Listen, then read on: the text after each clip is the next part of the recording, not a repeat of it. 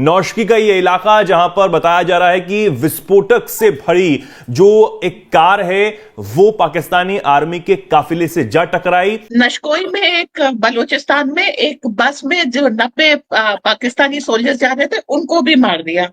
धुआंधार दीवार होली हो रही है वहां पर बहुत अच्छी तरीके से। बलूचिस्तान की अमन की मिसालें दिया करते थे लोग, और आज बलूचिस्तान किस नहज पे खड़ा है, ये सब के सब जिम्मेदार हमारे सियासतदान हैं। ये जो नैरेटिव बन गया है और जिसमें बहुत ज्यादा यूथ अब शामिल हो चुकी है, पढ़ी लिखी यूथ बलूचिस्तान की, तो आपने कहा जंगे फौज लड़ती है, लड़वाती है वहां में, ये भाग रहे हैं बलूचिस्तान से, ये भाग रहे हैं, कभी 240 कभी 90। अच्छा, भागते हुए को भी नहीं छोड़े और जो बेस में है मिलिट्री फैसिलिटी उसको भी नहीं छोड़े, वहां पर भी अटैक कर दिए। आपको पता है कि टपक टपक के टपक रहे हैं, यानी कि कितने ही ज़्यादा टपकाए जा चुके हैं। कहीं किसी गली चौराहे कूचे में हर जगह से खबरें ही आती रहती हैं कि इसको मार दिया, उसको मार दिया, जगह जगह लोगों को टपकाया जाता रहा। और अब ये मैं भी बता दूं आपको कि ये बंदूक अब गरीब बलोचों के हाथों में चली गई है। आपकी 19 साल का जो लड़का है उसको क्या पता है कि नजरिया क्या है। जब उसको उसका हक नहीं मिलेगा, जब वो सिस्टम से मायूस होगा, वो बंदूक उठाकर बगावत पे उतरेगा। हमने जब से बीएलए वालों को ओपनली सपोर्ट करना शुरू किया है, ओपनली हम खुद बोलते हैं सनातनी हीरोज, बलोचियों आपके साथ हम खड़े हैं, आपकी फ्रीडम मूवमेंट के साथ हम खड़े हैं, आप जो काम कर रहे हैं भाई वाह, मजा आ गया। पाकिस्तान को हर मुल्क बैन कर रहा है, कहीं वीजा बैन हो रहे हैं, कहीं हम ब्लैक लिस्ट हो रहे हैं। एक बताइए इसका हल क्या है? अफगानिस्तान जैसा मुल्क, डॉक्टर साहब मेरी बात कंप्लीट होने दें, अफगानिस्तान जैसा मुल्क आपको ब्लैक लिस्ट कर रहा है। नमस्कार दोस्तों, कल भारत में होली मनाया गया, लेकिन पिछले 2-3 सालों से बीएलए हर दिन होली खेल रही है पाकिस्तानी आर्मी के खून से। ट्रेन हाईजैक में तकरीबन 214 से ज़्यादा पाकिस्तानी फौजी को बीएलए ने जहन्नुम पहुंचा दिया, और अब खबर ये आ रही है कि तकरीबन 90 पाकिस्तानी फौजी को बीएलए ने मार दिया है। ये एक सुसाइड अटैक था जिसमें बताया जा रहा है कि बस में सवार होकर पाकिस्तानी फौजी जा रहे थे, तभी बीएलए ने इन पर सुसाइड अटैक कर दिया।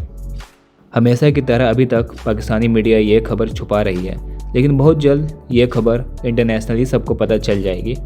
बलूचिस्तान में आज जो हो रहा है ये सिर्फ इन पाकिस्तानी फ़ौज की वजह से हो रहा है, क्योंकि पैसों के लालच में इनकी आर्मी ने आधा बलूचिस्तान चाइना के हवाले कर दिया, और आए दिन बलूचिस्तान के लोगों को उठा लिया जाता है, और जो कोई भी अपने लोगों के लिए आवाज़ उठाता है उन्हें इनकी आर्मी मार देती है। ऐसा ही कुछ इन्होंने बांग्लादेश के साथ भी किया था, जिसके बाद पाकिस्तान 2 हिस्सों में बंट गया था, और फिर एक बार पाकिस्तान वही गलती रिपीट कर रहा है। इसी टॉपिक पर चलिए आगे पाकिस्तानी मीडिया का रिएक्शन देखते हैं। वीडियो को लाइक और चैनल को सब्सक्राइब कर लें। बलूचिस्तान की एक्चुअल पोजीशन बताएं, इंसर्जेंट्स कितने हैं, कल के वाक़े के बाद अब सूरत हाल क्या है? जी बिस्मिल्लाहिर्रहमानिर्रहीम। डॉक्टर साहब, जिस तरीके से इसार साहब कह रहे हैं कि हमें जो सबसे ज्यादा प्रॉब्लम है या हमें खतरा है वो बैरूनी साजिशों से है, बिल्कुल बजा फरमा रहे हैं, लेकिन ये सेकेंडरी है। हमें सबसे ज्यादा खतरा अंदरूनी साजिशों से है, हमें सबसे ज्यादा खतरा अपने आप से ही है, क्योंकि वो क्या कहते हैं कि घर को जला दिया घर के चिराग ने। तो हमारी करप्शन हमारा सबसे ज्यादा बड़ा मसला है। इस्लाम के नाम पर आपने कहा कि हमारा मुल्क बना, लेकिन आपको कहीं पर मुसलमानियत की या इस्लाम की प्रैक्टिस नजर आती है? आप कहेंगे नहीं, हम तो झूठ बोलना, हम तो मुनाफकत करना, हम तो करप्शन करना अपना हक समझते हैं। और लोगों को मैं देख रही हूं, और स्पेशली सियासतदानों को मैं देख रही हूं कि जिस लेवल की करप्शन करते हैं, मुझे लगता है वो समझते हैं कि बस यही जिंदगी है। वो तो हिंदुओं के ऊपर चल रहे हैं कि जब वो कहते हैं कि हमने अपनी मैयत को जला दिया तो हिसाब किताब कंप्लीट हो गया। मुझे लगता है ये भी यही सोच के करप्शन कर रहे हैं कि जब इनको दफन कर दिया जाएगा तो बस वहीं पर ही खात्मा हो जाएगा। लेकिन ये इनकी खाम ख्याली है। आप बलूचिस्तान की बात करते हैं, देखें मैंने पहले भी आपके प्रोग्राम में यही कहा था कि मसाइल 2 चीजों पर होते हैं, एक आपके रिसोर्सेज पर जंग होती है, दूसरे जब आपको हकूक ना मिले। मैं बारहा ये बात बता रही हूं, हर प्लेटफॉर्म पर ये बात बता रही हूं कि पाकिस्तान का मसला भी गुर्बत है, और बलूचिस्तान का सबसे बड़ा मसला गुर्बत है, माशी मसला है। और जिन इलाकों में अभी आप के सामने ये जाफराबाद जो एक्सप्रेस है इसका वाकया हुआ, इसकी डिटेल में मुझे जाने की जरूरत नहीं है, क्योंकि आप भी बाखूबी वाकिफ हैं, व्यूअर्स को भी अच्छे तरीके से पता है। हम जाएंगे इसके रूट कॉजेस की तरफ। आप ये देखें ये स्ट्रेटेजिकल एक ऑपरेशन था, इसमें ट्रेंड एलिमेंट थे।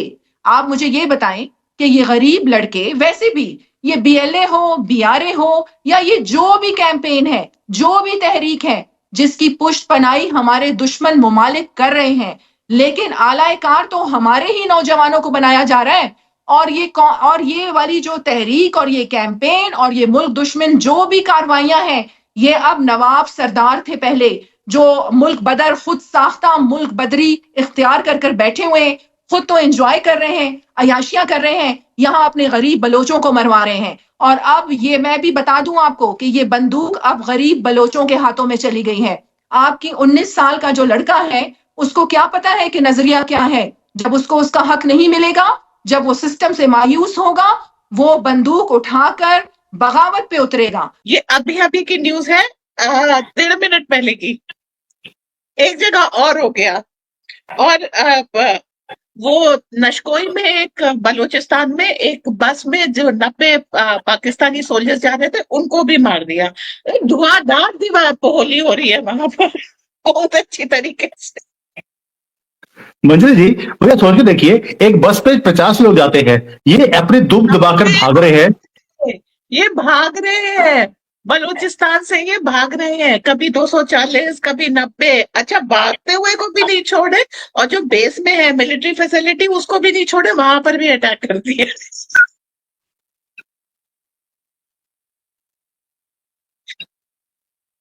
ये क्या हुआ, आप सोच के देखिए, खैबर पख्तूनख्वा से ये भाग कर गए बलूचिस्तान, वहां पर उनको मारा गया पोर्ट के ऊपर, वहां से भागे तो ट्रेन में मार दिया, बस में भागे तो बस उड़ा दी। अच्छा, एक बस के अंदर 50 लोग जा सकते हैं, इसमें 90 जा रहे थे। हाँ, भाग में है ना किसी तरीके से। पाकिस्तान है, पेट्रोल कम है, कुछ बस की छत पे होंगे, कुछ बस के अंदर होंगे, कोई ड्राइवर के पास चलो चलो चलो चलो।